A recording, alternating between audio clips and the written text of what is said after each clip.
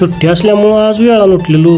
Fresh वगैरे झालो आणि म्हटलं गावात जायचं चहा घ्यायला. चहा घ्यायचा जायच्या आधी म्हटलं स्वामींच्या मठात जाऊया. स्वामींचं दर्शन घेतलं आणि चाललो गावात. सलगर चहाजवळ आलो. चहा आणि बिस्किट खाल्लं आणि परत रूमला आलो. रूमला आल्यावर बघतोय तर साहेब कुठल्या तर टेन्शन मध्येच होतं. इस सज्जन को क्या तकलीफ है भाई? परत मेसला पण जायचं होतं जेवायला म्हणून फ्रेश झालो आणि येताना पाणी पण घेऊन यायचं होतं. परत मेसमध्ये आलो. मेसला आल्यावर टेबलला बसलेलो. ह्या मेसमध्ये एक नंबर क्वालिटी जेवण भेटते. मेसचे मालक इकडं चिलबुल पांडेच झाले. पोज तर असले देत होते, तरुण पोरांना मागं टाकत होते. साहेबांनी इकडे खिचडी खायसाठी उपवास धरलेला.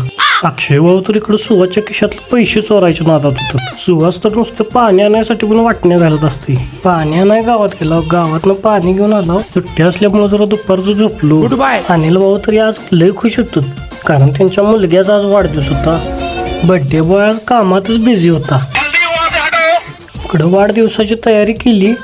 केक कापायसाठी अनिल भाऊने इकडं तोपर्यंत टिळा लावून घेतला. सुहास पण तोपर्यंत रुसून बसला इकडं मला पण टिळा लावा म्हणून.